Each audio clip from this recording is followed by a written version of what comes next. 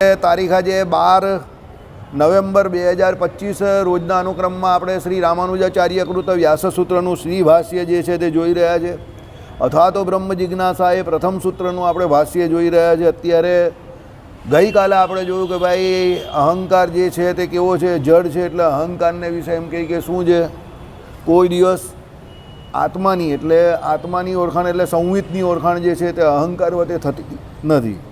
કારણ કે અહંકાર પોતે જડ છે, એટલે એની અંદર કોઈ દિવસ છબી કોની આત્માની કે સંવિતની પડે નહીં. એટલે આત્માનું જ્ઞાતાપણું જે કંઈ છે તે અહંકારને લીધે છે. વસ્તુતઃ એ જ્ઞાતાપણું અહંકારનું છે.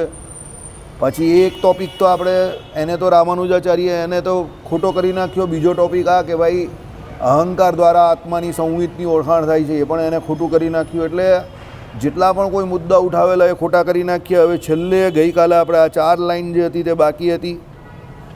ગઈકાલે આપણે જોયું સંવિતની અભિવ્યક્તિ એટલે સંવિત અનુભવવાના જે સાધનો છે તેને મદદ આપવી એમ પણ કહી શકાતું નથી. સંવિત અનુભવવાના જે સાધનો એટલે જે સાધનો દ્વારા એ સંવિતનો અનુભવ થાય કે હું પોતે આત્મા છું, જે સાધનો કરવાના એ લોકોએ કયા હતા એ સાધનો આપણે જોઈલા, આગળ પહેલાં આવી ગયેલા કે અદ્વૈતીઓ કયા સાધનો જે કરવાના કહી છે જેને કરીને પોતે પોતાના સ્વરૂપને ઓળખાય. સંવિત એટલે શું છે, અનુભૂતિ એટલે જ્ઞપ્તિ માત્ર, જેને આપણે આત્મા કહીએ તે. તો એમ કહી કે એને શું છે કે ભાઈ અનુભવવાના જે સાધનો છે તેને મદદ આપવી એમ પણ કહી શકાતું નથી. મદદ બે રીતે હોઈ શકે. હવે મદદ કઈ તો બે રીતે. એક તો પહેલી મદદ કઈ તે સાંભળો, જ્ઞેય એટલે વિષયનો ઇન્દ્રિય સાથે સંબંધ કરાવવામાં કારણ થઈને. સંવિત શું કરે, જે વિષય જે છે એને ઇન્દ્રિયોમાં શું કરી નાખે કે ભાઈ સંબંધ કરાવે. બરાબર, એટલે સંબંધ કરાવવામાં કારણ થઈને. એટલે જે કોઈ વિષય જે છે એને એમ કહે કે શું છે કે ભાઈ ઇન્દ્રિયો સાથે સંબંધ કરાવવામાં. જેમ કે જાતિ એટલે ઘટત્વના અને મુખના ગ્રહણમાં. બરાબર, એટલે જાતિનો અને મુખનો નયન સાથે સંબંધ ધરાવવા માટે વ્યક્તિ એટલે ઘટ જે છે અને દર્પણ ઉપયોગી થાય છે. તેમ સમજો કેવી રીતે આપણે પાછળ સમજીએ. જાતિના ગ્રહણમાં વ્યક્તિ અને મુખના ગ્રહણમાં દર્પણ, એમ ક્રમવાર. બરાબર, તમારે કોઈની વસ્તુની જાતિ ઓળખવી હોય તો વ્યક્તિને તો જોવો પડે ને. તમે જોજો જાતિના બહુ ટિપિકલ લક્ષણ હોય. પ્રથમનું 12મું વચનામૃત વાંચજો. બરાબર, તમે કયા દેશના એટલે કઈ જગ્યા પરથી આવો છો, તમે કઈ જાતના છો, એના દરેકના એક ટિપિકલ લક્ષણ હોય. એક બીબાઢાર પ્રવૃત્તિ આપણે કહીએ ને એવી બીબાઢાર પ્રવૃત્તિ હોય.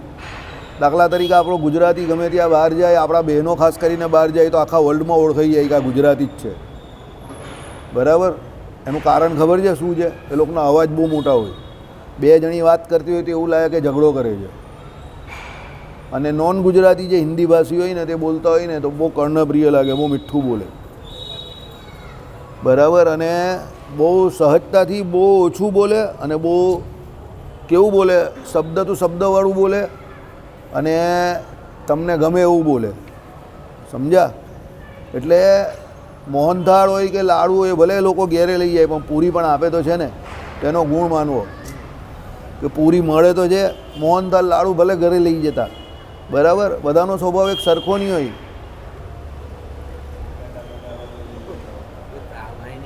તમારી વાત નહીં કરતો, તમારી વાત નહીં કરતો. તમે દૂધ નહીં લઈ આવ્યો પૂરી જોડે? પૂરી જોડે દૂધ નહીં લાવ્યા? કા છે એવી આ છે ને, આ અમદાવાદી દૂધ કહેવાય. એ કોઈ દિવસ આવે જ નહીં. બરાબર, ચાલો. એટલે વ્યક્તિની જાતિ જે છે એની ઓળખાણ શું થાય, એના વ્યક્તિને તમે જુઓ એટલે તમને ખબર પડી જાય કે ભાઈ આ ક્લાસનો છે વ્યક્તિ. બરાબર, આ અહીંયાનો રહેવાસી લાગે છે. આ પ્રમાણે તમે ગામડાનો માણસ હોય તો એના અમુક ટિપિકલ શબ્દ હોય, કાઠિયાવાડનો હોય તો એના અમુક ટિપિકલ શબ્દ હોય, અમારો સુરતી હોય તો એનો બહુ જોરદાર ટિપિકલ ઓળખાણવાળો શબ્દ હોય જે પહેલાં બોલે છે. સમજો? એટલે એની વિશેષણ, એનું વિશેષ્ય જે હોય ને તે એના વિશેષણની જોડે જ ચાલતું હોય. એનું અપૃથક સિદ્ધ વિશેષણ છે. બરાબર, એટલે એ પ્રમાણે વ્યક્તિની ઓળખાણ, એની જાતિની ઓળખાણ જે છે તે વ્યક્તિને જો એટલે થાય કે આ કયા સમાજનો છે, કયા સમુદાયમાંથી આવે છે. અને મુખની જે ઓળખાણ જે છે તે દર્પણ દ્વારા થાય. કે ભાઈ તમે તમારો ચહેરો જે છે તે મુખના ગ્રહણમાં દર્પણ, તે મુખ તમારું તમે કેવા દેખાવ છો, તો તમારે તમારા મોઢાના દર્શન કરવા હોય તો તમને કેવી રીતે ખબર પડે કે હું કેવો દેખાઉં છું? તો તમારે દર્પણ એટલે અરીસા સામે જવું પડે ને. તમે અરીસા સામે જો એટલે તમને પોતાનું દર્શન થાય, એટલે મુખારવિંદનું દર્શન થાય. એટલે કહેવાનો મતલબ શું છે કે ભાઈ, અથવા તો જ્ઞાતામાં રહેલા મેલને ખસેડીને જેમ પરતત્વના સાધનભૂત શાસ્ત્રને સમદમાદી મદદ આપે છે તેમ આ અર્થનું કહ્યું છે તેમ. એટલે શું છે કે ભાઈ જ્ઞાતામાં રહેલા મેલને ખસેડીને, એટલે જે કોઈ મેલ રહેલો છે આપણામાં, કામ ક્રોધ લોભ આદિ જે કોઈ મેલ રહેલા છે તેને ખસેડીને, એટલે એને દૂર કરીને જેમ પરતત્વના સાધનભૂત શાસ્ત્રને બરાબર શમદમાદી મદદ આપે છે તેમ આ અર્થનું કહ્યું છે. એટલે પછી એક આખો શ્લોક, એટલે એક આખું એક એ લખેલો છે, કર્ણાનામ ભૂમિત્વાન્ન તત્સંબંધ હેતુતા. બરાબર, સંવિત એટલે આત્મા ઇન્દ્રિયોનો વિષય નથી, તેથી ઇન્દ્રિયો સાથે એનો કોઈ સંબંધ કરાવી શકતું નથી. બરાબર, આ જે એમ કહ્યું કે ભાઈ ઇન્દ્રિયોને વિષય સાથે સંબંધ કરાવી આપે છે, તો અહીંયા આ શ્લોક શું લખ્યો? આત્માનો ઇન્દ્રિય, આત્મા સંવિત આત્મા ઇન્દ્રિયોનો વિષય નથી, તેથી ઇન્દ્રિયો સાથે એનો કોઈ સંબંધ કરાવી શકતું નથી. આત્મા ઇન્દ્રિયોનો વિષય છે જ નહીં, પરમાત્મા પણ નથી ને આત્મા પણ નથી. યતો વાચો નિવર્તન્તે અપ્રાપ્ય મનસા સહ. બરાબર, એનો અર્થ એવો થાય કે ભાઈ યતો વાચો નિવર્તન્તે અપ્રાપ્ય મનસા સહ, એટલે એનો મતલબ શું છે? માઈ કહેવાય ઇન્દ્રિય અંતકરણથી પરમાત્મા ગ્રહણ કરી શકાતા નથી, આત્મા પણ ગ્રહણ કરી શકાતો નથી. તમે તમારી ઇન્દ્રિયો દ્વારા થોડા તમારા આત્માનું દર્શન કરી શકો છો? કરી શકો છો? કોઈ કરી શકે? તમારો આત્મા જો ઇન્દ્રિયો દ્વારા આત્માનું દર્શન થતું હોય તો આપણે જેમ બીજા પદાર્થો આપણી આંખ દ્વારા જોઈ શકીએ, જેમ આપણે આપણા આત્માને પણ આપણે પોતે પોતાને જોઈ શકવા જોઈએ ને, પણ જોઈ શકીએ જ નથી જોઈ શકતા. એટલે એનો મતલબ શું છે? ઇન્દ્રિયો જે છે એના દ્વારા આત્મા નામનો વિષય જે છે તે અગ્રાહ્ય છે. ઇન્દ્રિયો છે એના દ્વારા પરમાત્મા નામનો વિષય જે છે તે અગ્રાહ્ય છે, ગ્રાહ્ય નથી. એ તો ભગવાન જે છે તે પોતે કૃપા કરીને આપણા ઇન્દ્રિયો અંતકરણને દિવ્ય કરી નાખે છે, જેને કરીને એ પરમાત્મા આપણા ગ્રહણ થયામાં આવે છે. બાકી પરમાત્મા કે આત્મા જે છે આપણો, તે આ માઈ કહેવાય ઇન્દ્રિય કે અંતકરણે કરીને ગ્રાહ્ય નથી. તમે એને ગ્રહણ નહીં કરી શકો. બરાબર, એટલે આ બધા બહુ ઇમ્પોર્ટન્ટ ટોપિક છે. તત્વજ્ઞાનમાં આ જ બધું સમજવાનું છે, સમજો. બરાબર, તો પછી તમે કહો કે ભાઈ એ ઇન્દ્રિયો અંતકરણે કરીને ભગવાન પણ ગ્રાહ્ય નથી, આત્મા પણ ગ્રાહ્ય નથી, તો એ કેવી રીતે ગ્રાહ્ય છે? પછી એને ગ્રહણ કેવી રીતે કરવાનું કોઈ સાધન તો હશે ને. બરાબર, તો આ જ પ્રમાણે ગ્રહણ થાય કે ભાઈ તમે માઈ કહેવાય ઇન્દ્રિય અંતકરણે કરીને જે કંઈ ભગવાનની શરણે જાઓ, આચાર્ય મહારાજ પાસે દીક્ષા ભિક્ષા લેવ, શરણાગતિના નિયમ જે કયા એ પ્રમાણે શરણાગત થઈને ભગવાનનું ભજન કરો, એટલે ભગવાન તમારા ઇન્દ્રિય અંતકરણને દિવ્યપણું પમાડે. અને પછી એ તમારા ઇન્દ્રિય અંતકરણ જે કોઈ છે એના દ્વારા એ ભગવાન તમને ધીરે ધીરે ધીરે સરળતાથી પ્રાપ્ય થાય. બાકી તમારા ઇન્દ્રિય અંતકરણનું એવું સામર્થ્ય નથી કે એ ભગવાનને ગ્રહણ કરી શકે, કે એ તમને પ્રાપ્ત થાય. સમજો, ભગવાન પોતે તો કેવા છે, પથ્થર જેવા પણ થઈ જાય છે, અને પથ્થરમાં પણ ભગવાન રહ્યા છે, અને તમે પથ્થરને ભગવાન માનો તો એ ભગવાન પથ્થર જ છે. સમજો, અને હાલતા ચાલતા મનુષ્યમાં, ગરીબ માણસમાં, જીવ પ્રાણી માત્રમાં ભગવાન માનો તો એ પણ ભગવાન જ છે. એમાં પણ ભગવાન તો એટલા જ રહેલા છે. એટલે ભગવાન તો દરેક જગ્યા પર રહેલા જ છે, પણ આપણી પોતાની સ્થિતિ ભેદે કરીને આપણે એ ભગવાન જે છે તે ભાષ્યમાન એટલે દેખાતા નથી. પ્રશ્ન અહીંયા એ નથી કે ભગવાન ક્યાં ગ્રાહ્ય છે ને ક્યાં નથી, કે ભગવાન ક્યાં છે ને ક્યાં નથી. આપણે ભગવાનને ગ્રહણ નહીં કરી શકતા, સમજો, કે આપણે આપણા આત્માને ગ્રહણ નહીં કરી શકતા. એમાં પ્રશ્ન એ નથી કે ભગવાન કાં છે કે આપણાથી ગ્રહણ નહીં થતા. તમે હાઈડ એન્ડ સીકની ગેમ રમતા હો, સંતા કુકડી, તો એમાં પ્રશ્ન શું હોય છે? તમારે સામેવાળાને પકડવાનો હોય. તો પ્રશ્ન ત્યારે શું હોય કે તમને એ ખબર નથી કે એ કાં છે, કારણ કે એ તમને દેખાતો નથી. એટલે તમારે પહેલાં એને શોધવાનો જ કે કાં છે. એ દેખાય તો પછી તમે એને પકડી લો. આઈડિયા આવે છે? પણ આ પ્રશ્ન જે હાઈડ એન્ડ સીકવાળો જે છે, સંતા કુકડી રમો, તે એ પ્રશ્ન ભગવાનમાં કે આત્મામાં નથી આપણા, કે એ કાં છે એ આપણે ન ખબર હોય. સમજ પડે જ કે નહીં પડતી? બાઉન્સર જ્યાં જાય છે, બાઉન્સર જાય છે, હા બરાબર. તમને જ્યારે કોઈ વ્યક્તિ કે કોઈ પદાર્થ ન મળતો હોય તો તમને ન મળતો હોય ત્યારે સૌથી મોટો પ્રશ્ન શું હોય કે એ તમારા ઇન્દ્રિય અંતઃકરણના જ્ઞાન જે છે એની બહાર છે. સમજો, તમને આંખેથી દેખાતો નથી, એ કે કાનેથી સંભળાતું નથી, કે સ્પર્શ જે છે ચામડીના સ્પર્શ જે છે ત્વકના સ્પર્શની અંદર એ આવતું નથી, એટલે તમે એને ગોતી નહીં શકતા. તમારી સામે આવે તો તમે એને પકડી લેવું જ ને, ઓળખી જ નાખો છો ને, વ્યક્તિ હોય કે વસ્તુ હોય. ખોવાયેલી વ્યક્તિ હોય કે ખોવાયેલી વસ્તુ હોય એ ક્યાં સુધી તમને નથી મળી? જ્યાં સુધી તમારા ઇન્દ્રિય અંતઃકરણતા પહોંચ્યા નથી ત્યાં સુધી. પહોંચી જાવ તો તમે એને ઓળખી જ લેવું ને, બરાબર? એટલે અહીંયા પ્રશ્ન સૌથી મોટો કયો છે કે એ તમારા માટે અત્યારે ઇન્દ્રિયો અંતઃકરણના જ્ઞાને કરીને ગ્રાહ્ય નથી. કારણ કે એ તમારા ઇન્દ્રિય અંતઃકરણનું જે જ્ઞાન છે તમારું લિમિટેડ, મર્યાદિત, એનાથી દૂર છે. એટલે તમે જગતની જે કોઈ વસ્તુ તમારા માટે કે વ્યક્તિ જે કોઈ ખોવાઈ ગયો હોય તે મળતો નથી તમને. બાકી એ છે તો ખરો જ, પણ કાં છે એ તમને ખબર નથી. આ પ્રશ્ન તમારા પોતાના, એટલે પોતે તમે આત્મા છો એના માટે કે પરમાત્મા માટે નથી. પહેલાં મારો પ્રશ્ન સમજજો બરાબર. તમે બીજી કોઈ વસ્તુ હોય એમાં તો તમે કહી શકો કે ભાઈ મારું જ્ઞાન પહોંચી નહીં શકતું. તમે કોઈ વસ્તુ મૂકી હોય કશે ને ભૂલી જાઓ, તમે ત્યારે શું કહું? મૂકેલું તો મેં ઘરમાં જ છે પણ કાં મૂક્યું હોય હું ભૂલી ગયો છું. એટલે તમારા ઇન્દ્રિય અંતઃકરણના જ્ઞાનમાંથી એ બહાર નીકળી ગયું. આઈડિયા આવે જ તમને જે કહું તે?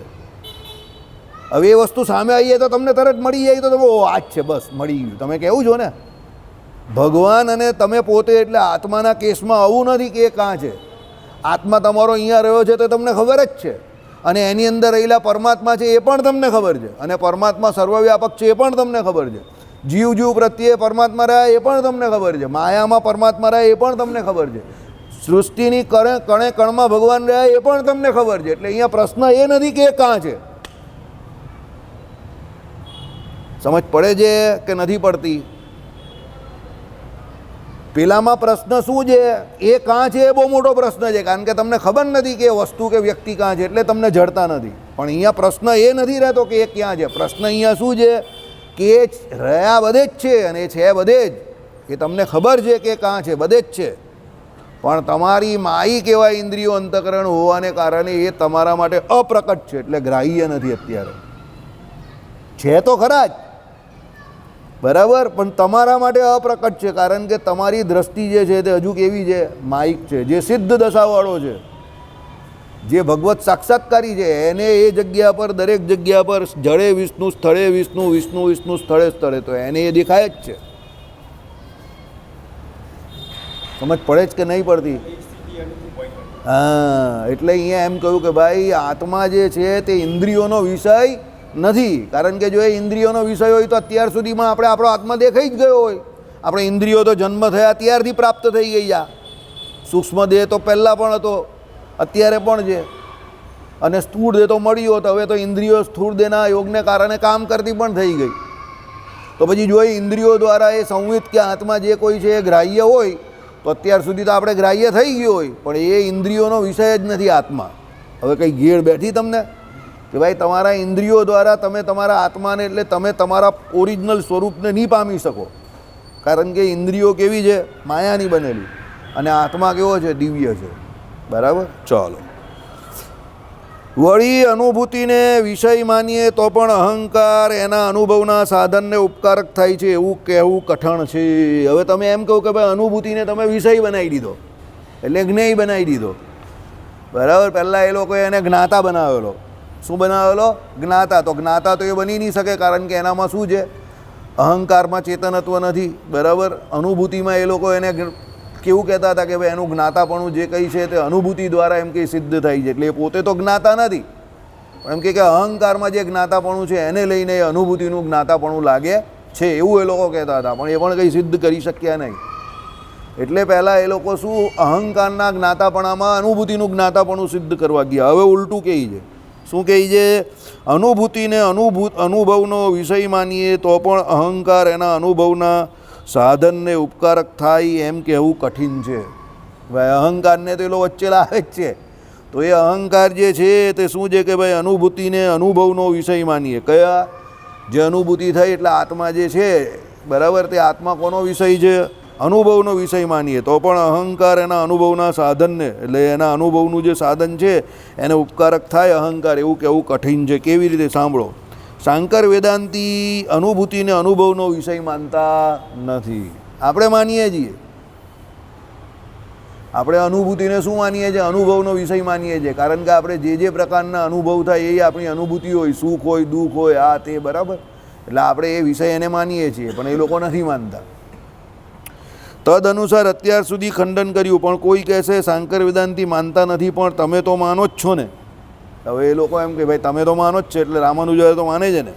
માટે અનુભૂતિને અનુભવનો વિષય ન માનીને કરાતું ખંડન તમારા મુખમાં શોભતું નથી. તેથી હવે અનુભૂતિને અનુભવનો વિષય માન્યા છતાં પણ 100 દોષ આવે છે તે બતાવે છે. એટલે અનુભૂતિને અનુભવનો વિષય માન્યા છતાં પણ એમાં 100 દોષ આવે તે બતાવે છે. કોને? એ લોકો કહે છે એ પ્રમાણેની વાત છે. આપણે તો માનીએ જ છે. હવે એ લોકો માને તો એ લોકોના નિયમ પ્રમાણે કે એ લોકોના કાયદા કાનૂન પ્રમાણે એમાં 100 દોષ આવે એ બતાવે છે. આપણામાં તો બહુ ક્લિયર છે કે ભાઈ વિષય જે હોય એ પ્રમાણે અનુભૂતિ તમને થાય. હવે એ જ વિષયનું પાછું પુનરાવર્તન થાય. ભૂતકાળમાં અત્યારે તમને જે વિષય તમે ભોગવો હોય એ જ વિષય તમને વર્તમાનમાં અત્યારે યોગ થાય તો પેલો વિષય તમારા અનુભવમાં પહેલાં આવેલો, એટલે એ અનુભૂતિ જે છે તે તમારા અનુભવનો વિષય બને. એટલે તમે ચોખ્ખું કહી દો કે આ તો એ જ છે પહેલાં આવેલું હોય. તમે પેલું મોબાઈલ ખોલો ને અમુક ચેનલ કે અમુક વસ્તુ ખોલો, તમને ખબર પડે કે આમાંથી એકનું એક જ આ જ, તો તમે પછી તરત કેવા બંધ કરીને આગળ જાઓ છો? બરાબર. કેમ? તમને ખબર છે કે આ બધું એકને એક જ ચાલે છે 30-35 વર્ષથી. શ્રી કૃષ્ણ એ જ સ્વામિનારાયણના આનું આને પેલાનું ફલાણું ને ઢીમકું ને છોડની માયા. હવે એનાથી કે આગળ પાછળ તો જઈએ, એકને એક ચાલ્યા કરે. બરાબર. જેને રસ પડે એના માટે બરાબર છે ભાઈ, રસ પડે તો કંઈ ખરાબ કામ નથી, સારું કામ છે. પણ હવે મને બહુ રસ નહીં પડતો એમાં. બરાબર. કારણ કે હવે એનાથી કંઈ આગળ પાછળ તો જઈએ ને. હવે સમજો, જ્યારે એ મુદ્દો આવે ત્યારે ચલવી નાખવાનો. બરાબર. પણ પછી એને કાયમ માટેનો જીવનનો મુદ્દો બનાવો, નોટ નેસેસરીલી નેસેસરી. એ કંઈ જીવનનો મુદ્દો થોડો છે આપણા. સમજો, ચાલે ત્યારે એને ચલવી નાખવાનું. જીવનમાં બધા બહુ કામ કરવાના છે. બરાબર. કારણ કે કાલે આવ્યું તો આપણે શું જોયું કે ભાઈ જ્ઞાન જે છે તે જ્ઞાન ક્યારે કામનું છે? ભક્તિ ઉદય કરવા માટે કામનું છે. બાકી જ્ઞાન ખાલી ઉપદેશ માટે કામમાં આવે. બરાબર. એ ઉપદેશ માટેનું જ્ઞાન કંઈ કામનું નથી. એ તો ઉપદેશ પૂરતું મર્યાદિત થઈ જાય. એટલે ભક્તિયોગ તમારામાં પ્રવર્ત આવે એવું જ્ઞાન જ કામનું છે. 117મા શ્લોકની ટીકામાં શ્રીજી મહારાજે આવું સત્સંગી જીવનમાં કહ્યું છે. કોના? શિક્ષાપત્રીના 10મ સ્કંદમાં જે કહ્યું ને ભક્તિશાસ્ત્ર, એમાં. એટલે બધું જ્ઞાન ભેગું કરીને છેલ્લે ભજન કરવાનું છે, ભક્તિ કરવાની છે, સરળ બનવાનું છે. સમજો, જ્યાં સુધી આપણે સરળ ન બનશું ત્યાં સુધી ભક્તિ થવાની નથી. જ્યાં સુધી આપણામાં કપટ હશે, માન હશે, ઈર્ષ્યા હશે, ત્યાં સુધી ભક્ત ન થવાય. બીજું બધું થવાય. તમે વ્યવહારિક રીતે કાર્યકુશળ બની જાઓ, તમે નેતા બની જાઓ, પ્રતિષ્ઠિત વ્યક્તિ બની જાઓ, સમાજના બહુ એકદમ અગ્રણી વડા મોભી બની જાઓ, જે કંઈ બનો તે બનાવો, ભક્ત નહીં બની શકો. દરેક ટાઇટલ તમારે લેવું હોય તો એના માટેના ક્રાઇટેરિયા હોય. તો ભક્ત બનવાનું ટાઇટલનું પહેલું ક્રાઇટેરિયા જ આ છે, સરળ. બરાબર. સરળનો સીધો અર્થ શું છે? જેની જોડે સીતારામ છે તે સરળ. એટલે જે ભગવાનનું ભજન કરે છે તે સરળ. કપટ નહીં રાખવાનું, ઈર્ષા નહીં રાખવાની, માન નહીં રાખવાનું. આ 3 વસ્તુ આપણે હેરાન કરે. કપટ આપણે કેમ કરીએ? કારણ કે આપણામાં માન હોય. માન હોય એટલે શું થાય? બીજા કોઈ કંઈ પણ કરતો હોય એટલે આપણે ઈર્ષા આવે. હવે ઈર્ષા આવે એટલે પછી આપણે શું કરીએ? કપટ કરીએ. એટલે આ 3 એકબીજા જોડે કોરિલેટેડ છે. વાંચવું હોય તો વચનામૃતમાં વાંચી લેજો. શું? માન હોય, બરાબર, એને કારણે આપણે શું થાય? આપણું માન ભંગ થાય, બીજાને માન આપે તો કોઈ મળે કે એ આપણે બીજાને કંઈ પણ બીજી વસ્તુ પ્રાપ્ત થાય, એને આપણે સહન ન કરીએ એટલે આપણે ઈર્ષા આવે. ઈર્ષ્યા આવે એટલે પછી આપણા મગજમાં બધા આપણે પ્લાનો ઘડીએ પેલાને પાડવા માટે, એટલે કપટ કરીએ. બસ, માન, ઈર્ષા અને કપટ, આ 3 એક લાઇનમાં ચાલે. તમારામાં માનનો જેટલો તમે ત્યાગ કરતા જાઓ, તમે જેટલા સરળ બનતા જાઓ, એટલી તમારામાં ઈર્ષા ઘટતી જાય. અને જેટલી ઈર્ષા ઘટે એટલા તમે નિખાલસ વ્યક્તિ બનતા જાઓ, કપટ વગરના. અને જેટલા કપટ વગરના બનો એટલા જ તમે ભગવાનની નજીક જઈ શકો છો. જો કપટ વગરનો વ્યક્તિને આ લોકમાં રહેવાની બહુ તકલીફ છે, પણ ભગવાન પાસે રહેવામાં બહુ ફાયદો છે. કારણ કે ભગવાન પાસે કપટ વગરના વ્યક્તિ જ જઈ શકે. કપટી વ્યક્તિ કપટી તો ભગવાન કંઈ મને દીઠો પણ ગમતો નથી. ભગવાન આમ મોડું પલટાઈ નાખે, તું જાતો ભાઈ. બરાબર. કામી હોય તે ગ્રહસ્થાશ્રમમાં ગમે તેવો નભી જાય, કારણ કે એને એવો ભય હોય છે કે હું કામી છું, કામી છું, કામી છું. મારે ભગવાન જો કામ સંબંધી કોઈ વાત કરશે તો ટકાશે નહીં, એ ભયે કરીને ટકી જાય. કામને પણ વખાણ્યો નથી, પણ કપટી કરતાં એ સારો.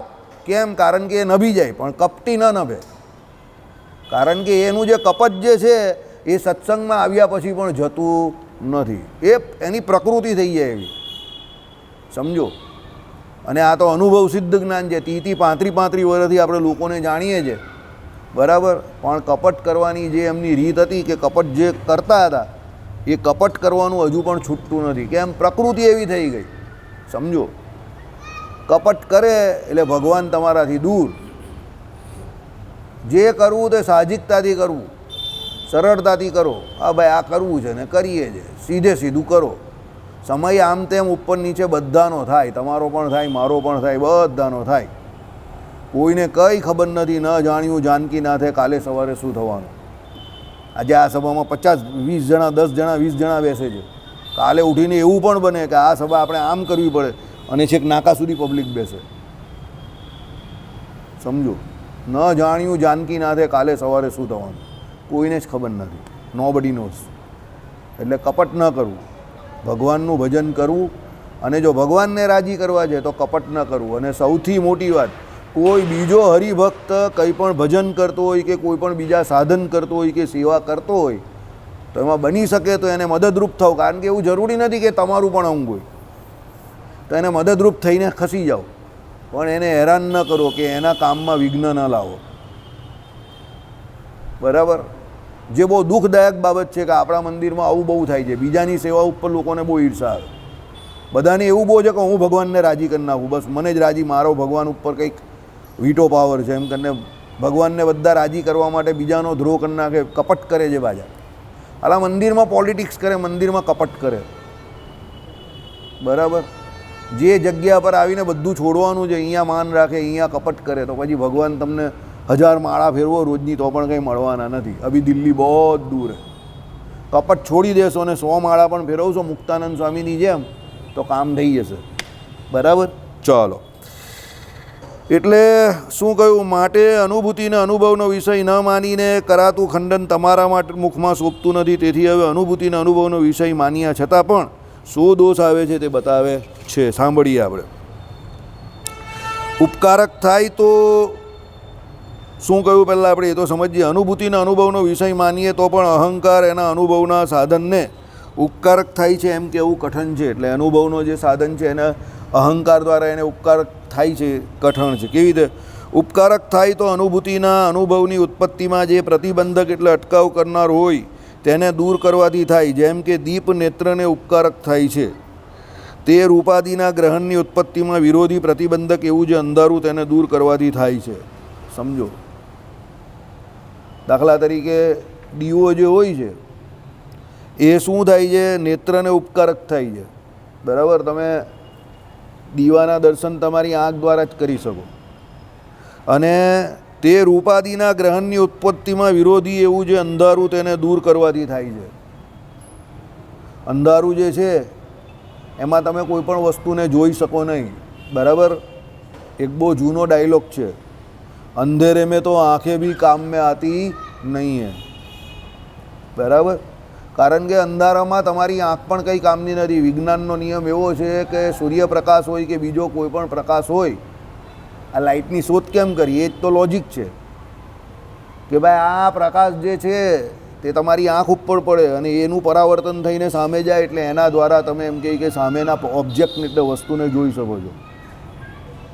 એટલે તમારે દ્રષ્ટિ જે તમને પ્રાપ્ત થઈ છે અને એ દ્રષ્ટિ દ્વારા તમે જે સામેના પદાર્થ જોવો છો એમાં જેટલી જવાબદાર તમારી આંખ છે એટલો જવાબદાર પ્રકાશ પણ છે. પ્રકાશ દ્વારા જ તમે સામે રહેલા રૂપનું દર્શન કરો છો. ભગવાને લોયાના 7મા વચનામૃતમાં કહ્યું છે કે એક અંધારિયા રૂમમાં તમને અનુભવમાં એવું સિદ્ધ દેખાયું તો પહેલાં અજવાળામાં છે જ કે અહીંયા થાંભલા છે, તો પણ તમને અત્યારે અંધાર્યું છે એટલે દેખાતું નથી, તો તમને ભય તો રહેશે જ કે રખે ને હું એ થાંભલા જોડે ભટકાઈ જાઉં. એટલે તમે આમ કરીને દરીને જ ચાલશો એ રૂમને વિશે. એમ તમારે જ્યારે પણ રૂપનું ગ્રહણ કરવું હોય તો તમારી આંખ જે છે તે જરૂરી છે, પણ એ આંખ પણ ક્યારે કામમાં આવે? જ્યારે સામે દીવો સળગતો હોય. બરાબર? એટલે શું કહ્યું? દીપ નેત્રને ઉપકારક થાય છે. એટલે દીપ જે છે તે નેત્ર માટે ઉપકારક છે. કેમ? રૂપાદિના ગ્રહણની ઉત્પત્તિમાં વિરોધી જે અંધારું તેને દૂર કરવાથી થાય છે. એટલે અંધારું દૂર કરવાનું છે, એના માટે એ દીપની જરૂર છે. અત્યારે તમે બધા મને જોઈ શકો છો, હું તમને જોઈ શકું છું, અને આ પુસ્તકમાંથી જે વાંચી શકું છું એમાં જવાબદાર શું? મારી આંખ. પણ એનાથી વધારે જવાબદાર શું છે? આ લાઇટ પણ. જો લાઇટ બંધ થઈ જાય તો તમારામાંથી કોઈ અહીંયા મોબાઈલની બેટરી મારવી પડે તો જ હું વાંચી શકું. સમજ પડે છે? એટલે લાઇટ જે છે તે ઉપકારક બને છે. કેના માટે? કે ભાઈ હું આજે વાંચું છું એ શબ્દોને ગ્રહણ કરવા માટે. મારી આંખ તો લાઇટ બંધ હોય ત્યારે પણ જે છે તેની તે જ છે, પણ અંધારામાં મારી આંખ પણ કંઈ કામ આપતી નથી. બરાબર?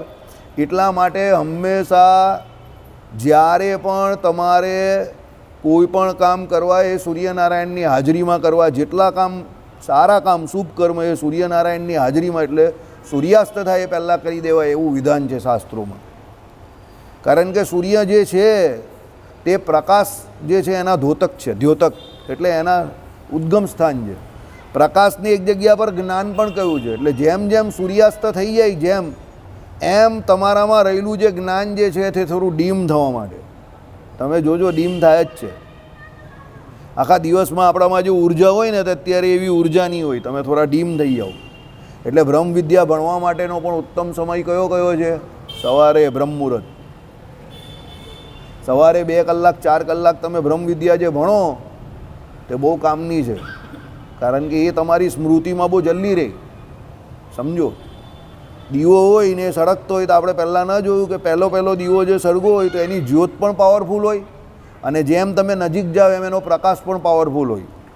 પછી જેમ જેમ સમય જાય એટલે અંદર પેલી વાતની અંદરથી જે કોઈ ઘી જે છે તે પૂરું થતું જાય કે તેલ પૂરું થતું જાય, તેમ પેલો દીવો જે છે તે પછી એની ફ્લેમ જે છે તે નાની થાય ને પછી છેલ્લે હસાવો લોહી જાય. બરાબર? એમ સાંજ પડે તેમ આપણામાં જ્ઞાન તો હોય છે, પણ એ જ્ઞાન ધીરે ધીરે સૂર્યાસ્ત થવા આવે એટલે ધીરે શું જ આપણે તમો ગુણમાં વર્તીએ તે ગુણને કારણે, આપણા અવસ્થા ભેદને કારણે એ જ્ઞાન જે છે તે થોડું ઢંકાઈ જાય. એટલા માટે આ બધા યોગી સાહેબ, યોગીજી છે, મોદીજી છે, એ બધા શું ફ્રેશ રહેવા માટે ખોરાક ઓછો લે, યોગ વધારે કરે અને પોતે પોતાની જાતને એલર્ટ રાખે કાયમ માટે. આપણી જેમ શાંતિથી આપણે એલર્ટ રહેતા આપણે થાકી જઈએ, કંટાળી જઈએ સામાન્ય માણસ. હવે છોડને માયા પછી આપણે એમ થાય કે હવે થોડો રિલેક્સ થઈએ.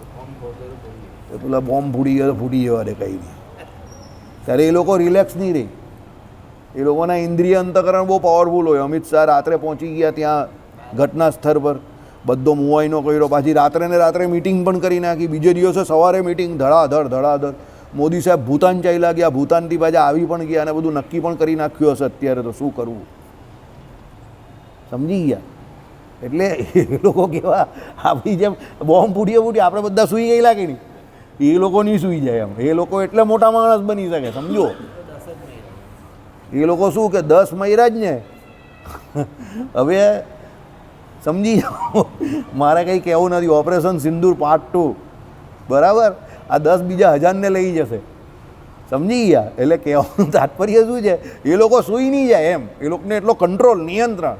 અરે આપણે હું દિલ્હીમાં બોમ્બ ધડાકા થયા જોયા, ટીવી જોયું, 12 વાગે ન્યૂઝ, બહુ ખોટું થયું. આમ તેમ ચાલ જરા પાણીપુરી કરતો અંદરથી. બરાબર? એટલે પાણીપુરી ખાઈ શાંતિથી. હવે ઊંઘ આવે છે, ઊંઘી જઈએ, સમાચાર જોઈ લીધા. બરાબર? એટલે એ લોકો દિલ્હી બેઠેલા છે ને આપણે સુરતમાં બેઠેલા છે.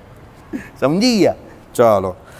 એટલે અત્રે અનુભૂતિના અનુભવમાં એવું કંઈ દૂર કરવાનું સંભવતું નથી. સંવિત આત્માના પોતાનામાં એવું કશું નથી કે જે જ્ઞાનની ઉત્પત્તિમાં વિરોધી હોય અને અહંકાર વડે દૂર કરવાનું હોય. સમજો? આત્મામાં એવો કોઈ પરાક્રમ જ નહીં રહ્યો કે જે તમને જ્ઞાનથી દૂર રાખે. સંવિત એટલે આત્મા તો ઉલટી જ્ઞાન પોતે કરાવનારું છે. બીજા વિષયનું જ્ઞાન કરાવે કોણ? તો આત્મા જ કરાવે છે.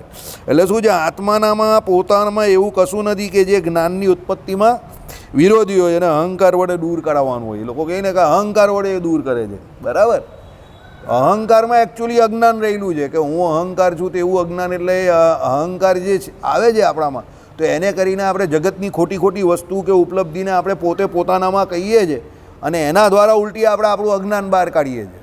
આત્મામાં થોડું અજ્ઞાન રહ્યું છે, સમજો. આત્મા તો ઉલટી તમને સામે જે જ્ઞેય હોય છે એને એ વિષયનું જ્ઞાન કરાવે છે, બરાબર. એટલે આ લોકો ઉલટી વાત કરે છે હાવ. ચાલો, એટલે શું કરે છે અહંકાર? તમે કહેશો કે અજ્ઞાન છે જ, જબરજસ્તી કહે છે કે અજ્ઞાન છે જ, તો પણ એનો ઉત્તર કે ના, અજ્ઞાન અહંકાર વડે દૂર કરી શકાય છે એમ તમે સ્વીકારતા નથી. જ્ઞાન જ અજ્ઞાનનું નિવર્તક છે. તમે અહીંયા અંધારું છે તો તમે અંધારાના ગીત ગાયા કરો, તો પછી અંધારું કે એમ તો દૂર થવાનું નથી. અંધારાને દૂર કરવું જ, અંધારાને દૂર કરવું જ, તો અંધારું દૂર કેવી રીતે થાય? લાઇટ ચાલુ થાય તો જ થશે ને. હવે તમને અજ્ઞાન છે, અજ્ઞાન છે, અજ્ઞાન છે, તો અજ્ઞાન દૂર કઈ રીતે થવાનું? ઝાડુ મારવાનું જ કંઈ. તમને જ્ઞાન થશે એટલે તમારું અજ્ઞાન દૂર થઈ ગયું, સમજો. તમને જ્ઞાન થવું એ જ તમારા અજ્ઞાનની નિવૃત્તિ છે. અને જ્ઞાન થશે ક્યારે? જ્યારે તમે સૌથી મોટું જ્ઞાનના વિષય કોણ છે? પરમાત્મા. એ પરમાત્માનું ધ્યાન ભજન ઉપાસના કરો. પરમાત્મા કે મોટા આચાર્યો કે મોટા સત્પુરુષો કે સાધુ સંતો કે વ્યાસજીના જે રચેલ શાસ્ત્રો એનો અભ્યાસ કરો, એની કથા વાર્તા સાંભળો, એટલે તમારામાં રહેલું જે અજ્ઞાન છે તે દૂર થાય. બાકી અજ્ઞાન જે વળગેલું છે તે કોને કારણે? માયાનો સંગ કરીને, અવિદ્યાનો સંગ કરીને તમારામાં અજ્ઞાન છે. ભગવાનનો સંગ કરશો એટલે જ્ઞાન થઈ જશે. બહુ ઇઝી છે, બરાબર. ચલો, વળી અજ્ઞાન સંહિતમાં આશ્રય કરીને રહે એમ પણ સંભવતું નથી. એ તો સંભવે જ નહીં કે સંહિતની અંદર કે આત્માની અંદર અજ્ઞાન આશ્રય કરીને રહે. કારણ કે આત્મામાં તો આશ્રય કરીને જ્ઞાન જ રહ્યું છે, અજ્ઞાન તો એના આશ્રય રહ્યું નથી, બરાબર છે. કારણ કે જેનામાં જ્ઞાન આશ્રય કરીને રહે તેનામાં જ અજ્ઞાન રહે, અને જ્ઞાનનો વિષય હોય તે જ અજ્ઞાનનો હોય. એટલે સાંભળો, શંકર વેદાંત પ્રમાણે આત્મા એ જ્ઞાન, તે જ્ઞાનનો આશ્રય એટલે જ્ઞાતા નથી પણ જ્ઞાન પોતે જ છે, બરાબર. એટલે એ જ્ઞાન પોતે જ છે, બરાબર. એટલે શું કહ્યું? જેનામાં જ્ઞાન આશ્રય કરીને રહે, એટલે એ લોકો તો એને જ્ઞાન આશ્રય કરીને રહે એવું માનતા નથી. હવે આપણે કહીએ કે ભાઈ તેનામાં જ અજ્ઞાન રહે, અને જે જ્ઞાનનો વિષય હોય તે જ અજ્ઞાનનો હોય. એટલે જે વિષય તરીકે અહીંયા કહે છે, બરાબર, એ લોકો કોને? અહંકારને કહે છે એ પ્રમાણે. તો જ્ઞાનનો વિષય જે થાય એ જ અજ્ઞાનનો વિષય થઈ જાય, બરાબર. સાંભળો, જ્ઞાતૃભાવ અને વિષયભાવથી રહિત કેવળ જ્ઞાન સ્વરૂપ એવો જે સાક્ષી સંહિત, તેનામાં અજ્ઞાન સંભવી શકાતું નથી. જ્ઞાતૃભાવ એટલે એનામાં જ્ઞાતાપણું તો છે નહીં, એ લોકો માનતા નથી. અને બીજું વિષયભાવ, એટલે વિષય તો એ લોકો કોઈ માનતા જ નથી. અદ્વૈતીઓ તો શું કહે છે? ફક્ત જ્ઞપ્તિ માત્ર જ કહે છે. એ લોકો કોઈ વિષય કે એવું તો કંઈ માનતા નથી. કારણ કે જ્ઞેય જો વિષયને માને તો જેવું જ્ઞેય હોય એવી અનુભૂતિ થાય. તો પછી અનુભૂતિ એ લોકોની કેવી થઈ જાય? નિત્ય રહે નહીં, અનિત્ય થાય. તો એ લોકો વિષયને તો જ્ઞાન માનતા જ નથી, જ્ઞેયને તો. એ લોકો તો શું માને છે? સંહિત એટલે ફક્ત જ્ઞપ્તિ માત્ર, એટલે જ્ઞાન સ્વરૂપ જે છે તે જ આત્મા છે. આપણે એવું માનીએ છીએ કે જેવો જ્ઞેય હોય એ પ્રમાણે આત્મા જે છે તેને જ્ઞાન સંભવે. એટલે જ્ઞેય જે વિષય જે છે એ તમારા માટે સુખરૂપ હોય તો તમને સુખ આવે, પ્રતિકૂળ હોય તો એ તમને દુઃખ આપે. છોકરો એનો એ જ હોય છે, વર્ષોથી એનો એ જ છે. પણ એ કોઈક કામ એવા કરે કે તમને સુખ આપે, ને કોઈક કામ એવા પણ કરે કે તમને દુઃખ આપે. હાલ આવું કરીને આવ્યો, બરાબર. અમારા ફળિયામાં જ એક હતો, ગયો બેસન લેવા ગાંધીની દુકાન પર, સામે જ દુકાન, બી ચંદ્રકાંત. 1 કિલો બેસન આપોની મમ્મીએ મંગાવ્યું છે કે બેસન નથી, ચણાનો લોટ છે. એ પાછો, એ કંઈ મમ્મીને પૂછીને આવજા. એ પાછો ઘરે આવ્યો, હકીકત છે, પાછો ઘરે આવ્યો. મમ્મી હું મગજમારી કર્યા કરે છે, કાકા ના પાડે છે એમ કે બેસન નથી, એને ત્યાં ચણાનો લોટ છે. એની મમ્મીએ જે એને વાડકી મારી, એને તો નહીં વાગી, પણ બહાર સુધી આવી. અમે લોકો રમતા હતા ને ત્યાં. અમે કહો આ વાડકી ક્યાંથી આવી? તે કે અંદરથી આવી. કેમ? એ કહે કે મને ખબર નહીં હતી કે બેસન ને ચણાનો લોટ એક જ છે, બરાબર. હવે મેં આવી મોટી મોટી નોટ જોયેલી છે, તો પછી આપણા મંડળની નોટ મને એટલી મોટી ન લાગે, એ સાહજિક વાત છે ને,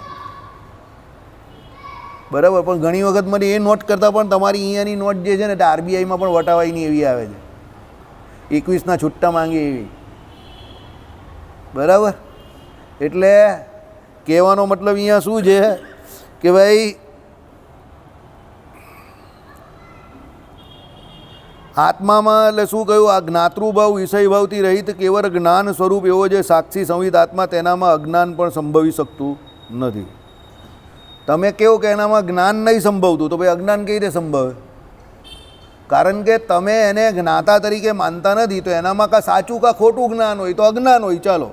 પણ એનામાં એના માટે ગુણ તો જોઈએ ને, આશરો. તમે કોઈ દાખલા તરીકે પાણીનો ગ્લાસ આમ છે, તો ગ્લાસ જે છે એનો આકાર એવો જ કે એની અંદર પાણી જે છે તે રહી શકે. તો પાણી કોના આશરે રહેવું? ગ્લાસના આશરે. પણ કોઈ એવો આકાર જ નહીં હોય તો કોને આશરે એ પાણી રહી? હવે તમે કહ્યું કે પાણી છે એ ગંદુ પાણી છે, તો ગંદા પાણીને પણ રહેવા માટે આશરો તો જોઈએ ને. આશરા વગર તો ગંદુ પાણી પણ રહી નહીં શકે. હવે આપણે એવું કહીએ છીએ કે ભાઈ જ્ઞાન જે છે તે આત્માને આશરે રહેવું છે, તો અજ્ઞાન જે છે તે પણ આત્માને આશરે જ રહેવું ને. સમજો. પણ એ લોકો તો એવું માનતા જ નથી. હવે તમે કહો અજ્ઞાન કેવી રીતે આત્માને આશરે રહ્યું? તો આપણે અનાદિકાળથી આપણા આ જે શરીરના સંબંધીને જે પોતાના માનીએ છીએ કે આ બધું જે કરીએ છીએ, વ્યવહાર જે આપણો કરીએ છીએ, નારિયેલ જે આપણે આપણા ઉમરા પર જ ફોરીએ છીએ, તો એ અજ્ઞાન જે છે આપણે, બરાબર, તો એ કાં એનો આશરો કોણ? આપણો આત્મા જ છે ને. આઈડિયા આવે છે? કારણ કે સમજો, બહુ અઘરું છે, પણ અઘરું છે. મને એ પણ ખબર છે કે ઘણા વ્યક્તિ અત્યારે જે વ્યક્તિ માટે બહુ મહેનત કરે છે, ભવિષ્યમાં એને નહીં કામમાં આવવાના. બોલો, મને અત્યારથી ખબર છે. પણ કેવું છે, મેં words, premature delivery of words છે. અત્યારે હું બોલું તો કોઈને દુઃખ થઈ જાય. મને એ પણ ખબર છે કે ભૂતકાળમાં અમુક વ્યક્તિ જોડે અમુક ઘટના ઘટી, એમાં અમુક વ્યક્તિ જ જવાબદાર હતા, એના નજીકના. જો એ ન હતે તો કદાચ એની જોડે ઘટના ન ઘટતે. પણ તો પણ હું એને કહી નહીં શકું અત્યારે, કારણ કે એ વ્યક્તિ એનું એટલું નજીકનું હોય કે એને હું કહું તો એને દુઃખ થઈ જાય. સમજો. હવે હું જે કહું છું તે સમજો. અહીંયા હું આ તમને એટલે મારા માટે નહીં કહેતો, હું તમને શું કહું તે સમજવા માંગો કે પેલું નજીકનું વ્યક્તિ છે એ તો તમારું સારું જ ઈચ્છે, તમે એવું ઈચ્છો જ, એટલે જ્ઞાનને આશરે રહેલા જ એ હિસાબે તમે એની જોડે રહેલા જ ને. પણ એકચ્યુઅલી એ જ તમારું સૌથી મોટું અજ્ઞાન છે, એણે જ તમારું સૌથી વધારે બગાડેલું છે. પણ તમને એનું જ્ઞાન નથી હોતું, એટલે એ અજ્ઞાનને તમે પકડીને રહેલા જ તમારી જોડે. તો આશરો તો થયો ને એ અજ્ઞાનનો, પણ તમે પોતે જ. આ વાત મેં તમને સમજાવેલી. ઘટના ઘટી ગયેલી પછી તમે કહો કે તમારી વાત એકદમ સાચી છે. જો એક વ્યક્તિ ન હોત તો મારે ત્યાં આવું ન થાત ને, એ આવું હતું એટલે જ મારી જોડે આ ઘટના ઘટી. બરાબર. પણ હું તમને એટલે કહી શકો કે તમે બોલ્ડ એન્ડ બ્યુટીફુલ છો, હું બીજાને ના કહી શકું. મને બીજા વિશે પણ આવી ખબર છે, ઘણા વિશે હું કહી ના શકું. કેમ? આવું હું આગળ કરવા ગયેલો આ સભાને વિશે, પણ લોકો મારા જેટલા બોલ્ડ નથી હોતા. લોકો એને લઈ લે છે, દિલ પર લઈ લે છે, અને ખોટી રીતે લઈ જ પાછા. એટલે કહેવાનો મતલબ શું છે? કેશુ સ્વામી કે એ પ્રમાણે સામેવાળાની છાતી અને સામેવાળાની મગજની શક્તિ જોઈને વક્તાએ વાત કરવી. તમારી છાતી એટલી મજબૂત ન હોય તો હું અહીંયાથી એવી વાત કરું તો પછી એ વાતનું અર્થઘટન ખોટું જ નીકળે. સમજો.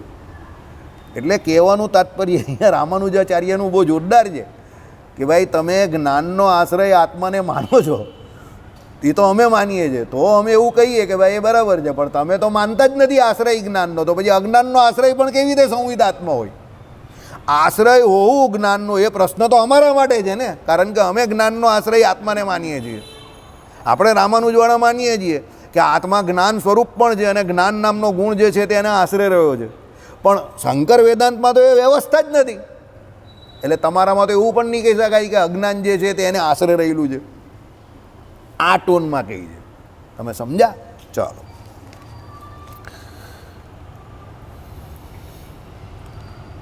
ઘટ જાણે છે એમ કહેવાતું નથી, તેમ ઘટ જાણતો નથી એમ પણ કહેવાતું નથી. આવી ગયું ને? આ બાપુ મજા આવી ગઈ. સમજો, હું જે કહેવા માંગતો હતો તે જ આવી ગયું. ઘટ જે છે એટલે નિર્જીવ પદાર્થ જે છે તે કોઈ દિવસ એવું કહેતું નથી. આ પથ્થર કોઈ દિવસ એવું કહે છે કે હું પથ્થર છું, તો એ એવું નહીં કહેતું કે હું જાણું છું. એ સાથે એવું પણ નહીં કહેતું કે હું નથી જાણતું. હું જાણતું નથી એવું પણ એ નથી કહેતું ને. સમજો. મને મારા જીવનમાં જો સૌથી વધારે ટેલેન્ટનો ઉપયોગ કરવાવાળો કોઈ ગ્રંથ અત્યાર સુધી આ સભામાં લાગ્યો હોય ને તો આ લાગ્યો. આટલી સત્સંગી જીવનમાં પણ મહેનત નહીં પડી. કારણ કે આમાં છે ને બહુ મજા આવે એવું છે બધું. જળ વસ્તુ એવું તો કહેતું જ નથી કે હું કંઈ જાણું છું. આપણે કહીએ છીએ કારણ કે એ જળ છે, પણ એની જોડે એ પણ નહીં કહેતું ને કે હું જાણતો નથી. સમજો, કારણ કે એને તો એના વિષયમાં જ્ઞાન જ નથી આવતું એવું કે જાણે જ કે નથી જાણતું એ થાય. તમે ચેતન છો એટલે તમે કહી શકો છો કે તમે આને જાણો છો ને આને નથી જાણતા. એ જળ એટલે જળ જ હોય. સમજો, બરાબર. મેં આ સભાને લઈને જે આની આગળ જે કહ્યું તો આ જ વાત હું કહેતો હતો કે તમે જેને અત્યારે પોતાના સમજીને ખવડાવો છો, પીવડાવો છો, એના માટે બધું દુનિયાભરનું ખોટું કરો છો, જે કંઈ કરો છો તે બરાબર. મને ખબર છે કે જ્યારે તમારો ખરાબ સમય આવશે ત્યારે એ વ્યક્તિ તમને એ ખવડાવે પીવડાવે એવો નથી. બોલો, હું તમને અત્યારે નહીં કહી શકું, હું તમને નહીં કહેતો. મને ખબર છે, અહીંયા સુધીની ખબર છે કે તમને નહીં ખવડાવશે ભવિષ્યમાં. હું એવું નહીં કહી શકું પેલાને. બરાબર છે. વસ્તુ બહુ કડવી અને સાચી પણ છે. બોલો, શું કરું? બરાબર. ચાલો, અહીંયા આ જ કહે છે રામાનુજાચાર્ય કે ભાઈ તમે એમ કેવું છો કે જળ વસ્તુ જે કંઈ છે તે નથી જાણતું, એ તો નથી જ જાણતું, પણ એ કોઈ દિવસ એવું પણ નહીં કહેતું કે હું જાણતો નથી. કેમ? એનામાં એનું પોતાનું હું પણ રહ્યું જ નથી. જો હું પણ રહ્યું હોય પછી એ વિષય શરૂ થાય ને કે જાણે જ કે નથી જાણતો. બરાબર. ચાલો, મજા આવી ગઈ આજે, બહુ મજા આવી ગઈ. તેમ જે કેવલ જ્ઞાન સ્વરૂપ છે એટલે કે સંવિત આત્મા તે જ્ઞાનનો આશ્રય નથી અને તેથી તે અજ્ઞાનનો પણ આશ્રય નથી. સમજી ગયા? સમજો, હું તમને શું કહું છું. હુ ઇઝ બેસ્ટ વિલન કોણ છે? બેસ્ટ વિલન કોણ છે? બેસ્ટ વિલન કોણ છે? જવાબ આપવાનો. બેસ્ટ વિલન કોણ છે? બોલો, બેસ્ટ વિલન કોણ છે? હું હજુ પણ પૂછું છું. એક લાઈનમાં આનો જવાબ છે. જે બેસ્ટ હીરો છે એ જ બેસ્ટ વિલન છે. વિલન પણ હીરો છે. એમ રામાનુજાચાર્ય અહીંયા એમ કહ્યું છે કે જેમ જ્ઞાન હીરો છે ને એમ તમારા માટે તો અજ્ઞાન પણ હીરો જ છે. કેવી રીતે હીરો છે? કારણ કે જો અજ્ઞાન પણ હીરો તરીકે તમે લેવો તો પેલો આત્મા જે છે એના આશરે રહી શકે, પણ તમે તો આત્માને આશરે જ્ઞાન કે અજ્ઞાન બેઉને રાખવા જ તૈયાર નથી. તો સમજો, કહેવાનો મતલબ શું છે કે તમે આત્માને સંવિતને ફક્ત જ્ઞાન સ્વરૂપ જ સમજો છો. જો એને એવું સમજતા હો કે આત્મા કે સંવિત તમે જે કંઈ કહો છો એ જ્ઞાનનો આશ્રયદાતા હોય તો એ અજ્ઞાનનો આશ્રયદાતા પણ થઈ શકે ને. પણ તમે જો એને જ્ઞાનનો જ આશ્રયદાતા નહીં સમજતા તો પછી એ અજ્ઞાનનો આશ્રયદાતા કેવી રીતે હોય? બરાબર. એટલે કહેવાનો મતલબ અહીંયા શું છે? બેસ્ટ વિલન એ છે કે જે બેસ્ટ એક્ટર છે એટલે બેસ્ટ હીરો છે, એ જ બેસ્ટ વિલન છે. મેં તમને આગળ પણ દ્રષ્ટાંત આપેલું આ, પણ તમે સમજી ગયા, આગળ પણ તમે નહીં સમજી શકેલા. શોલે પિક્ચરનો હીરો કોણ? ગબ્બર સિંહ. શોલે ફિલ્મમાં હીરો ઘણા બધા હતા પણ એનો મેઇન પાત્ર કોણ હતું? વિલન હતો ગબ્બર સિંહ. કેમ? ગબ્બર સિંહ આખી ફિલ્મને રન કરતો હતો. એક ગબ્બર સિંહને પકડવા માટે કેટલા બધા પાત્રોને ભેગા કરવા પડેલા. એક ગબ્બર સિંહ હતો, સમજો. અને પેલી બાજુ કેટલા બધા પાત્રો હતા. એટલે તમે વિચાર કરો ગબ્બર સિંહ પાત્ર તરીકે ને એક્ટર તરીકે કેટલો મજબૂત. તમે સમજો.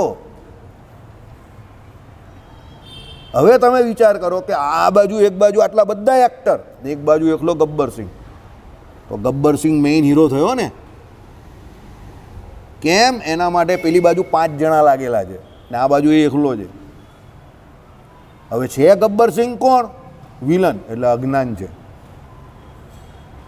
હવે સમજ પડે જ હું જે કહું તે. પણ અજ્ઞાન છે તો પણ એની કેપેસિટી એટલી ખતરનાક છે કે પેલી બાજુ રહેલા 50-50% વાળાની 100%ની ઉપરના જે છે એ બધાને એકલો પેલો ભારી પડે છે. રામાનુજાચાર્ય અહીંયા એ કહે છે કે આત્મા જ્ઞાન સ્વરૂપ છે. તમે તો એમ જ કહો છો. તો આત્માને તમે જ્ઞાતા તરીકે સ્વીકારો તો જ્ઞાન નામનો ગુણ એનામાં રહે, તો એની જોડે અજ્ઞાન નામનો ગુણ પણ એનામાં રહેવો જોઈએ. પણ તમે તો જ્ઞાન કે અજ્ઞાન, બેઉને રાખતા જ નથી, તો પછી આશ્રય તો છે જ નહીં, તો પછી આ પ્રોબ્લેમ આવતો નથી. ચલો ઓકે. એટલે શું કહ્યું કે ભાઈ તે જ્ઞાનનો આશ્રય નથી, તેથી અજ્ઞાનનો પણ આશ્રય નથી. વળી સંવિતને અજ્ઞાનનો આશ્રય માનીએ તો પણ, ચાલો એક વખત તમે આત્માને અજ્ઞાનનો આશ્રય માનો તો પણ આત્મા તરીકે મનાયેલી એ સંવિત જ્ઞાનનો વિષય થઈ શકતી નથી. તમે એક વખત એને જ્ઞાનનો આશ્રય માની લો તો પણ એ જ્ઞાનનો વિષય તો નહીં થઈ શકતી આત્મા. કારણ કે અહીંયા એ લોકો શું સાબિત કરવા જાય છે? સંવિત જે આત્મા જે છે તે જ્ઞાનનો વિષય છે, એટલે જ્ઞેય છે. ત્યારે આપણે શું કહીએ છીએ? આત્મા જે છે તે અલગ છે અને જ્ઞેય તે વિષય તે સામે હોય છે. અને સામે જે પ્રકારનો વિષય હોય એ પ્રમાણે આત્મા જે છે તે રિએક્ટ કરે છે. એટલે એમાં જ્ઞાન થાય છે કે ભાઈ આ નિકુંજભાઈ તો અત્યારે મને તરત રિએક્ટ થયું કે આ ભાઈ સભામાં લગભગ 2-3-4 મહિના પછી આવ્યા, રોજ નથી આવતા. કેમ એવું રિએક્ટ થયું મને? કે ભાઈ મારો આત્મા જે છે તે તો સ્થિર છે, પણ આ વિષય જે છે તે બદલાઈ ગયો છે. હવે આ વિષય જે છે તે 4 મહિના પછી સભામાં ગ્રહણ થયો. બહાર ગ્રહણ થતો હતો ઘનશ્યામ મહારાજ પાસે કે આમ તેમ, પણ ફોન ઉપર પણ અહીંયા સભામાં 3-4 મહિના પછી ગ્રહણ કર્યો આ વિષયને. તો એને ગ્રહણ કરનાર મારો આત્મા જે છે તે સ્થિર છે, એ જ્ઞાતા છે, અને આ જ્ઞેય જે છે તે વિષય છે. તો જ્ઞેય જે છે તે મારો આત્મા નથી, એ આત્માથી જુદો વિષય છે. ત્યારે અદ્વૈતીઓ શું કહે છે? એ આત્મા જે છે એને જ શું કહે છે? વિષય તરીકે, એટલે સંવિતને જ વિષય તરીકે કહી છે. પણ મૂળભૂત વિષય તો બહાર રહેલો છે. જોઉં છો ને તમે, આ બધા તમે વિષય છો મારા માટે, ને તમારા માટે હું વિષય છું. તમે જે એકલા છો તે તમે જ્ઞાતા છો, ને આ બીજા બધા તમારા માટે વિષય છે. આ તમારા માટે વિષય છે અત્યારે, મારા માટે પણ આ વિષય છે. તો વિષય તો બહાર જ રહ્યો છે ને, આત્મા અંદર રહેલો છે. ત્યારે અદ્વૈતીઓ શું કહે છે? એ આત્મા જે સંવિત છે તે જ પોતે જ્ઞેય છે કે વિષય છે? એ તો બને નહીં ને, બરાબર? ચાલો, એટલે શું કહ્યું કે ભાઈ આત્મા તરીકે મનાયેલી એ સંવિત જ્ઞાનનો વિષય થઈ શકતી નથી, અને તેથી જ્ઞાન વડે એમાં રહેલા અજ્ઞાનની નિવૃત્તિ થતી નથી. એનો વિષય નહીં થતી, તો પછી જ્ઞાન વડેની નિવૃત્તિ પણ કઈ રીતે થાય? સમજો, દાખલા તરીકે આ ભાઈ અત્યારે આવ્યા, તો સાચી વાત છે કે આ ભાઈ અત્યારે આવ્યા. હવે એ ભાઈ અત્યારે એવું કહે કે ના હું મહિના પહેલાં પણ આ સભામાં આવેલો, તો એ ડિબેટેબલ વાત થાય કે મહિના પહેલાં આવેલા કે ના આવેલા, બરાબર? અને પછી ચર્ચા થાય તો પછી કહીએ આપણે કે ભાઈ મહિના પહેલાં આવેલા તો સભામાં શું ચાલતું હતું? આ શ્રીભાષ્ય ચાલુ થયું, પછી તમે એક પણ વાર આવ્યા, એટલે કે ના શ્રીભાષ્ય ચાલ્યું એ પછી તો કદાચ હું એક પણ વખત નથી આવ્યો, તો તમે 4 મહિનાથી નથી આવ્યા, બરાબર ને? બરાબર છે ને? એકદમ પરફેક્ટ ને? સમજો, એટલે કહેવાનો વસ્તુ શું છે? જો એ જ્ઞાનનો વિષય થાય તો જ તમે એને અજ્ઞાનનો વિષય બનાવી શકો. એટલે મેં કેવી રીતે વાત કરી અહીંયા સમજો કે જો રામાનુજ વેદાંત એટલે આ શ્રીભાષ્ય ચાલ્યું હોય પછી નથી આવ્યા, તો મિનિમમ 4 મહિના તો થઈ જ ગયા જ્યારથી એ સભામાં નથી આવ્યા એમ, બરાબર? ચાલો 1 મિનિટ, કંઈ નહીં, ઊભા રહો. જેમ કે રજ્જુનું જ્ઞાન રજ્જુ સંબંધી જ અજ્ઞાનની નિવૃત્તિ કરે છે, બરાબર? માટે સંવિતમાં આશ્રય કરીને રહેલા અજ્ઞાનનો ઉચ્છેદ કશાથી કોઈ કાળે બની શકશે નહીં. આ સત કે અસત બેમાંથી એકે કહી ન શકાય એવું અનિર્વચનીય જે અજ્ઞાનનું સ્વરૂપ બતાવો છો તેનું નિરૂપણ કરવું અશક્ય છે એમ આગળ કહેવામાં આવશે. તમે જે આ અજ્ઞાન કહો છો એ સત છે કે અસત છે એનું તમારે નિરૂપણ કરવું અઘરું છે. એટલે એને તમે જે પહેલેથી તમારામાં જે અનિર્વચનીય કહ્યું છે એવી જ વાત છે.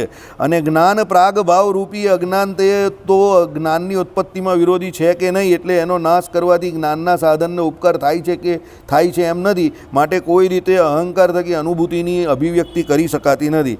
અત્યાર સુધી જ્ઞાન વિરોધી ભાવરૂપે અજ્ઞાનને લઈને વાત કરી. હવે અજ્ઞાનને જ્ઞાનના પ્રાગભાવરૂપ માનતા પણ દોષ આવે છે એ બતાવે છે. જ્ઞાનના પ્રાગભાવનો નાશ કરવો એટલે જ્ઞાનના સાધનો એટલે એ ઉત્પન્ન કરવા માટે અનુકૂળતા કરવી. પ્રાગભાવ એટલે ખબર જ ને તમને? એ પહેલાંનું જ્ઞાન ઉત્પન્ન થયું હોય પહેલાંની સ્થિતિ, એટલે એને પ્રાગભાવ કહેવાય. એમ નહીં, પણ જ્ઞાનને ઉત્પન્ન કરવું એ શું અહંકાર જ્ઞાનને ઉત્પન્ન કરે છે એમ માનો છો? નહીં જ. એટલે અહીંયા ટૂંકમાં કહેવાનો મતલબ એવો છે, જગતગુરુ રામાનુજાચાર્યએ એવું સિદ્ધ કરી નાખ્યું કે અહંકાર જે છે તે જ્ઞાન ઉત્પન્ન કરે છે, તો ના, નથી કરતું. કારણ કે અહંકારને આત્માને ડાયરેક્ટલી કોઈ કનેક્શન નથી. અહંકાર આખી જુદી વસ્તુ છે ને આત્મા પોતે જુદી વસ્તુ છે. કેવી રીતે આ 4 લાઈન છે તે આપણે કાલે સમજશું, એટલો ટાઈમ નથી, પણ તમને એટલી વાત સમજાવી દઉં. આમાં જે કહેવા માંગે છે કે ભાઈ અહંકાર દ્વારા આત્માને વિશે જ્ઞાન જાય છે તે વાત ખોટી છે, કારણ કે અહંકાર પોતે જળ છે, એટલે અહંકાર દ્વારા આત્માની અંદર જ્ઞાન જવાનો કોઈ પ્રશ્ન રહેતો નથી. મારી પાસે સમજો 1 કિલો કે 2 કિલો કોઈ વસ્તુ હોય તેમાંથી હું તમને 500 ગ્રામ કે 700 ગ્રામ આપી શકું, પણ મારી પાસે હોય તો આપું ને, ન હોય તો ક્યાંથી આપું? અહંકાર પાસે પોતાનું જ્ઞાન છે જ નહીં, તો એ આત્માને સંવિતને કેવી રીતે આપવાનું? અહંકાર પોતે જળ છે, તો આત્મા તો ચેતન છે, તો એ આત્માને એ કેવી રીતે કંઈ કરી શકે? હું જાણું છું એવું જે કહી શકતો હોય તે જ એવું કહી શકે કે હું જાણતો નથી, પણ અહંકાર તો પોતે એવું પણ નહીં કહી શકતો કે હું જાણું છું કે હું નથી જાણતો, તો પછી એ આત્મામાં કેવી રીતે પાસ ઓન થાય? સમજ પડી? એટલે આ પ્રમાણેની વાત અહીંયા કાલે આવશે. સમયસર આવો તો સમજ પડશે, સમયસર ન આવો તો પછી બાઘારામની જેમ ડોકી હલાવ્યા કરવાની. પણ મને ખબર જ છે કોણ અહીંયા ડોકી હલાવે છે, કોને સમજ પડે છે ને કોને નથી પડતી. બરાબર? તમે નથી આવતા, તમે આવી શકો તો પણ નથી આવતા, અને જો તમને પોતાને એવું છે કે તો બધું આવડી જ જશે, તો એમ કંઈ આવડતું નથી, એ પણ મને ખબર છે. તમે જો એવું માનતા હો કે એ તો શીખી લેવાશે આમ તેમ, એ કંઈ શીખાઈ વિખાઈ નહીં. એ તો જ્યારે જે થવાનું હોય ને જે સમય પર થતું હોય એ જ થાય. અમારી સભાની અંદર 1995માં જેટલા વિદ્યાર્થી આવતા હતા, એમાં તત્વજ્ઞાનમાં જેટલા સિરિયસ હતા એમાંથી અત્યારે જોવા જઈએ તો ખાલી 5 કે 2 કે 5 જણા વધેલા છે. આ બીજી સભા ચાલુ કરી તો પણ તે સભા અને આ સભામાં ખાલી 2-5 જણા વધેલા છે, અને તે સભામાં જેને સમજ પડતી હતી હોય 1-2 આવતા બંધ થયા છે. એટલે પર્સન્ટેજ એના જે છે તે બહુ ઓછા છે. એટલે તમે એમ કહેશો કે એ તો આવડી જાય, કંઈ ટેન્શન નહીં લેવાનું, તો એમ કંઈ આવડતું નથી. આ મેં જ તમને ગણાવ્યા, એ સભામાં પણ ત્યારે 2-5 જણાને જ તત્વજ્ઞાન આવડતું હતું, આ સભામાં પણ 2-5 જણાને જ આવડે છે. એટલે એના પર્સન્ટેજ બહુ ઓછા જ હોય છે. હવે તમારે એ 2-5 જણામાં આવવું છે કે નથી આવવું એ તમારી પોતાની ચોઈસ છે. શ્રીપતિમ શ્રીધરમ સર્વદેવેશ્વરમ ભક્તિ ધર્માત્મજમ